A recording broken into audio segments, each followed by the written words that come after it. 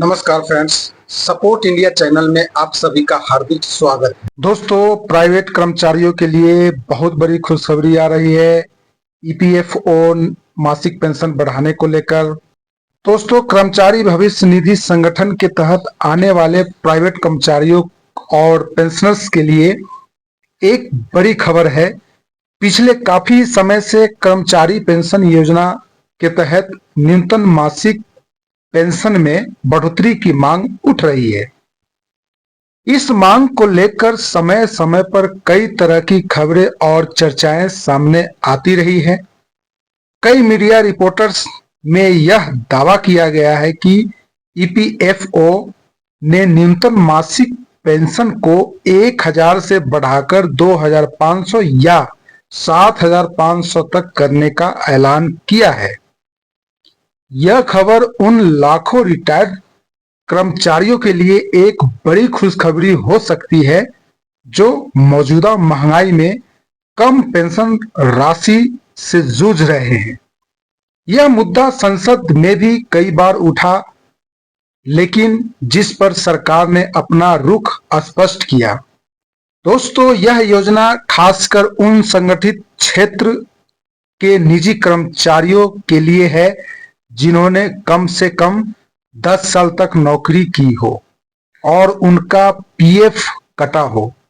अगर ईपीएस 95 की न्यूनतम पेंशन में वृद्धि होती है तो इसका सीधा लाभ मौजूदा और भविष्य के लाखों पेंशनर्स को मिलेगा, जिससे उनकी वित्तीय सुरक्षा मजबूत हो सकेगी।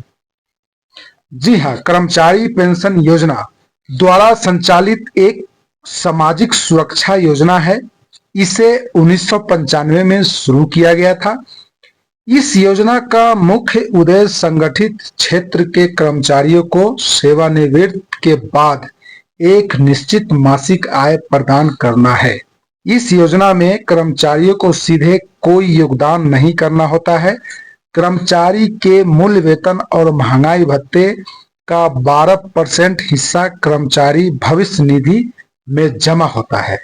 वही नियोक्ता के हिस्से में से 8.33% हिस्सा कर्मचारी पेंशनर निधि यानी ईपीएस 95 में जमा किया जाता है, जिसकी अधिकतम सीमा 15,000 के मूल वेतन तक होती है। केंद्र सरकार भी इस फंड में 1.16% का बजटीय सहयोग देती है। एक कर्मचारी 58 वर्ष की आयु के बाद या कुछ शर्तों के तहत 50 वर्ष की आयु के बाद भी इस पेंशन का लाभ ले सकता है। पेंशन प्राप्त करने के लिए कर्मचारी की न्यूनतम सेवा अवधि 10 वर्ष होनी चाहिए। वर्तमान में इस योजना के तहत न्यूनतम पेंशन की राशि 1000 प्रति माह है, जिसे 2014 में तय किया गया था। ईपीएस 95 पेंशनर्स लंबे समय से न्यूनतम पेंशन राशि को बढ़ाने की मांग कर रहे हैं। उनका तर्क है कि मौजूदा 1000 की राशि बढ़ती महंगाई और जीवन यापन के बढ़ते खर्चों के साथ तालमेल नहीं बिठा पा रहे हैं।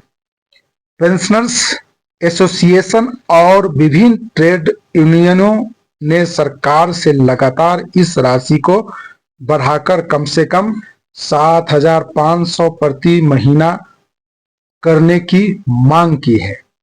दोस्तों, बढ़ोतरी की प्रमुख मांग आपको मैं बता दिया, जो 1000 से लेके 7,500 करना है। लेकिन फ्रेंड्स, हाल ही के वर्षों में ईपीएफओ की सर्वोच्च निर्णय लेने वाली संस्था केंद्रीय न्याय बोर्ड की बैठकों के न्यूनतम पेंशन बढ़ाने के प्रस्ताव पर कई बार चर्चा हुई है।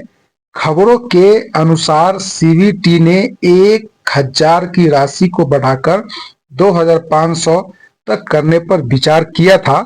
यह वृद्धि 11 वर्षों में पहला संशोधन होता है, जिससे लाखों पेंशनर्स को कुछ राहत मिलती है।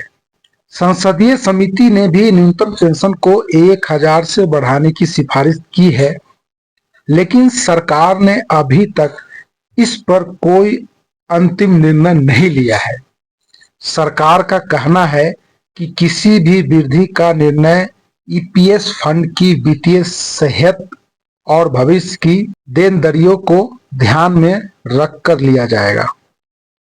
तो ये फ्रेंड्स था कर्मचारियों को पेंशन योजना के बारे में, जो मैं आपको इस वीडियो के माध्यम से लगभग पूरा बता चुका हूं। तो फ्रेंड्स, मैं इसी के साथ इस वीडियो को एंड करता हूं। वीडियो को लाइक, शेयर और सब्सक्राइब जरूर करें। Okay, thank you. जय हिंद, जय भारत, नमस्कार।